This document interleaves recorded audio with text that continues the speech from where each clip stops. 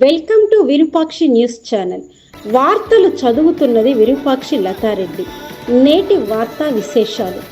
విశాఖపట్నంలో జనసేన పార్టీ సేనతో సేనాని సమావేశం ఘనంగా జరిగింది.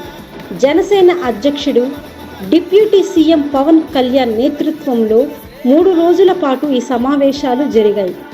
YMCA hall, Indira Priyadarshini stadium వేదికగా కార్యక్రమాలు కొనసాగాయి. భవిష్యత్ కార్యాచరణపై పవన్ కళ్యాణ్ పార్టీ శ్రేణులకు దిశానిర్దేశం చేశారు. పార్టీ ప్రభుత్వ సమన్వయం, ప్రజా సమస్యల పరిష్కారంపై చర్చలు. తెలుగు రాష్ట్రాలతో పాటు కర్ణాటక, తమిళనాడు, ఒడిశా నుంచి కూడా భారీగా అభిమానులు రాకపోకలు సాగించారు. కర్ణాటక అభిమానులు పవన్కు రాష్ట్ర జెండాను అందచేశారు. పవన్ ఆ జెండాను పట్టుకొని కండువాను కప్పుకున్నారు. దీంతో సభలో కేరింతలు మొదలయ్యాయి. యువత, బుద్ధిజీవులు, కార్యకర్తలతో ప్రత్యేక సమావేశాలను జనసేనాని నిర్వహించారు. పార్టీ సిద్ధాంతం, పాలన, యువత పాత్రలపై వేడిగా చర్చలు కొనసాగాయి. ఇందిరా ప్రియదర్శిని స్టేడియంలో భారీ బహిరంగ సభను నిర్వహించారు. ఉత్తరాంధ్ర సాంస్కృతిక కార్యక్రమాలు ప్రజల ఆకర్షణకు కేంద్ర బిందువుగా మారింది. జనసేన ప్రభుత్వ భాగస్వామిగా ప్రజల కోసం పనిచేస్తుందని పవన్ కళ్యాణ్ ఈ సందర్భంగా వెల్లడించారు.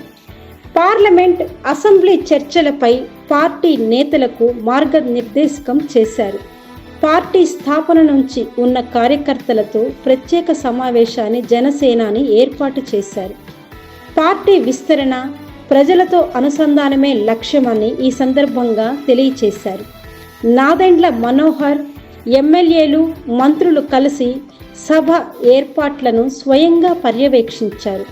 సభలో పవన్ కళ్యాణ్ ఫోటోలు సోషల్ మీడియాలో వైరల్ అవుతున్నాయి. విరూపాక్షి న్యూస్ ద్వారా మీకు ప్రత్యక్ష సమాచారం. ఈ వీడియోను షేర్ చేయండి. రాజకీయ చైతన్యం కోసం మీ అభిప్రాయాలను కామెంట్స్లో తెలియచేయండి. మాత్రమే జరిపించి రిమైనింగ్ అన్నది నిధులు లేవని అనేక సమస్యల ద్వారా దాన్ని ఆపేశారు. ఉపాధ్యాయులకు కూడా వేతనాలు అనేది జీవోస్ ఇంప్లిమెంటేషన్స్ అనేవి ఆగిపోయింది.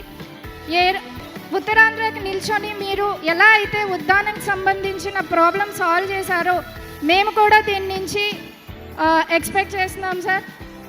అట్ ద సేమ్ టైం ఇది ఎంతోమంది విద్యార్థులకు కానీ ఉపాధ్యాయులకు కానీ ఉత్తరాంధ్ర నుంచి చాలా ఉపయోగపడే విషయం. నాకు ఈ అవకాశం ఇచ్చినటువంటి పవన్ కళ్యాణ్ గారికి అందరికీ హృదయపూర్వక ధన్యవాదాలు. Thank you.